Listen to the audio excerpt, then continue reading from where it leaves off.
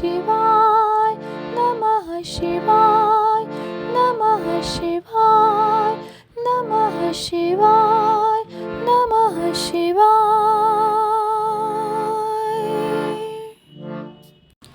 पार्वती जी का परमेश्वर शिव की महत्ता का प्रतिपादन करना, रोषपूर्वक जटिल ब्राह्मण को फटकारना, सखी द्वारा उन्हें फिर से बोलने से रोकना तथा भगवान शिव का उन्हें प्रत्यक्ष दर्शन दे अपने साथ चलने के लिए कहना।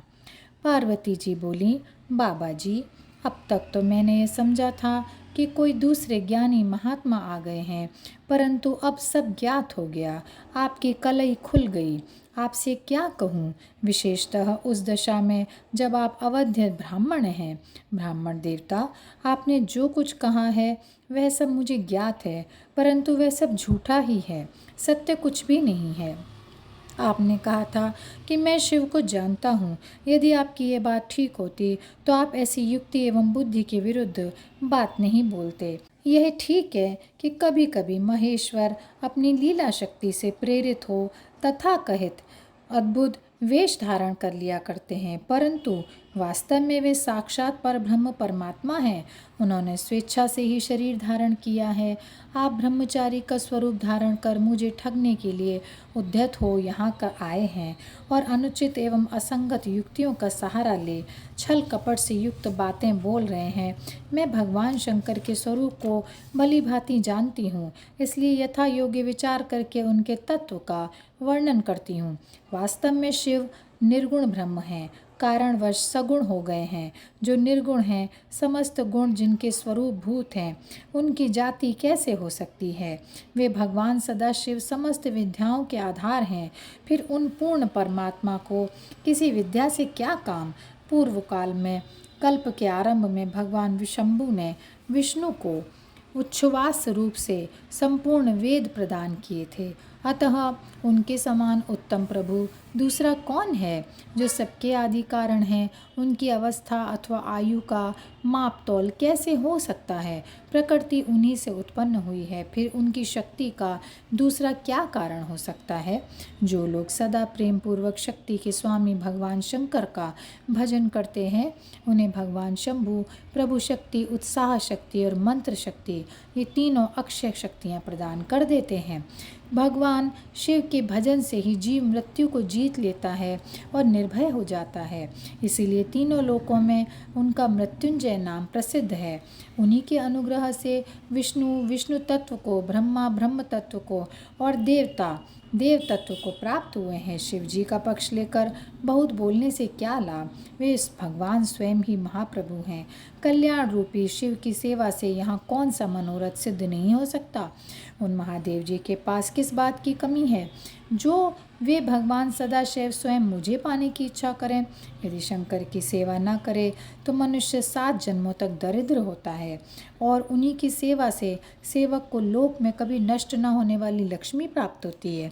जिनके सामने 8 सिद्धियां नित्य आकर सिर नीचा किए इस इच्छा से नृत्य करती हैं कि वे भगवान हम पर संतुष्ट हो जाएं, उनके लिए कोई भी हितकर वस्तु दुर्लभ कैसे हो सकती है।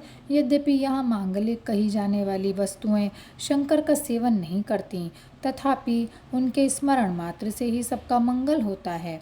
जिनकी पूजा के प्रभाव से उपासक की संपूर्ण कामनाएं सिद्ध हो जाती हैं, सदा निर्विकार रहने पर उन परमात्मा शिव में विकार कहाँ से आ सकता है।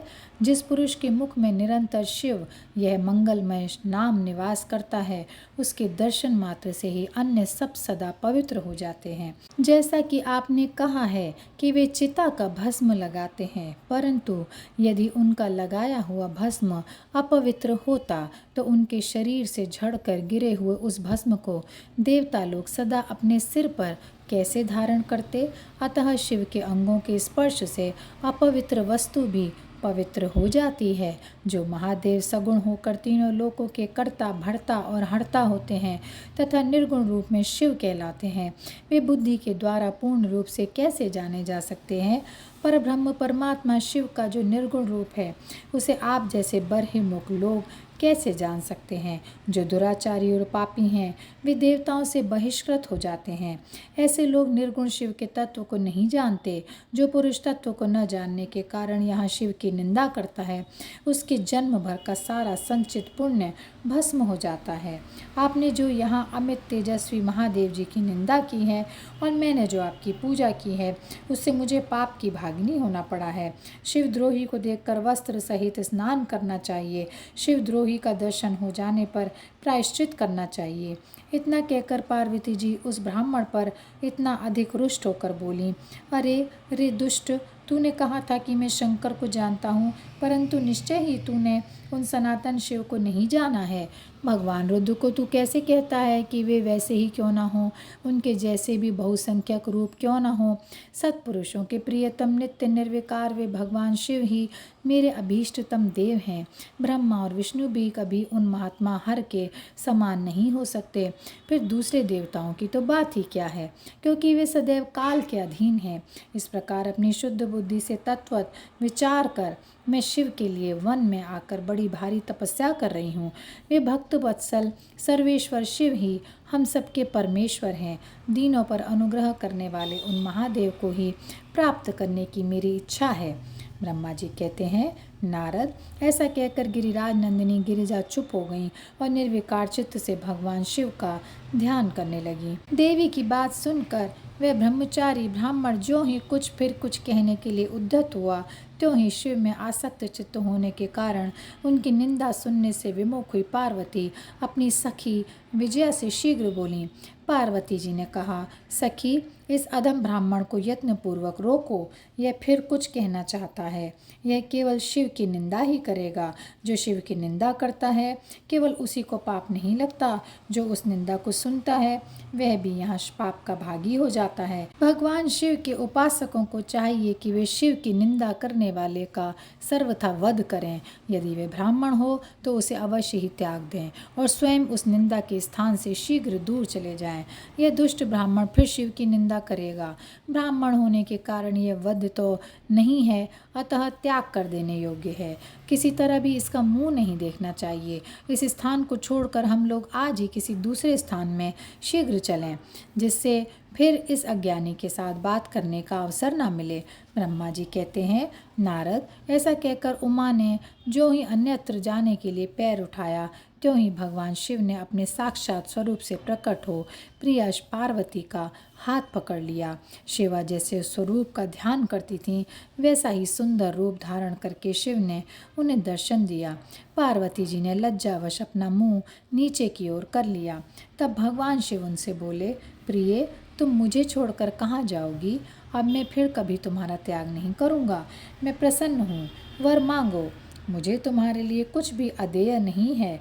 देवी, आज से मैं तपस्या के मोल खरीदा हुआ तुम्हारा दास हूँ। तुम्हारे सौंदर्य ने भी मुझे मोह लिया है। अब तुम्हारे बिना मुझे एक क्षण भी युग के समान जान पड़ता है। लज्जा छोड़ो, तुम तो मेरी सनातन पत्नी हो। गिरिराज नंदिनी, महेश्वरी, मैंने जो कुछ कहा है उस पर श्रेष्ठ बुद्धि से विचार करो। सुस्थिर चित्त वाली पार्वती, मैंने नाना प्रकार से तुम्हारी बारंबार परीक्षा ली। लोक लीला का अनुसरण करने वाले मुझ स्वजन के अपराध को क्षमा कर दो। शिवे, तीनों लोकों में तुम्हारी जैसी अनुरागिणी मुझे दूसरी कोई नहीं दिखाई देती। मैं सर्वथा तुम्हारे अधीन हूँ। तुम्हारी इच्छा पूर्ण हो। प्रिय, मेरे पास आओ। तुम मेरी पत्नी हो और मैं तुम्हारा वर हूँ। तुम्हारे साथ मैं शीघ्र ही अपने निवास स्थान उत्तम पर्वत कैलाश को चलूँगा।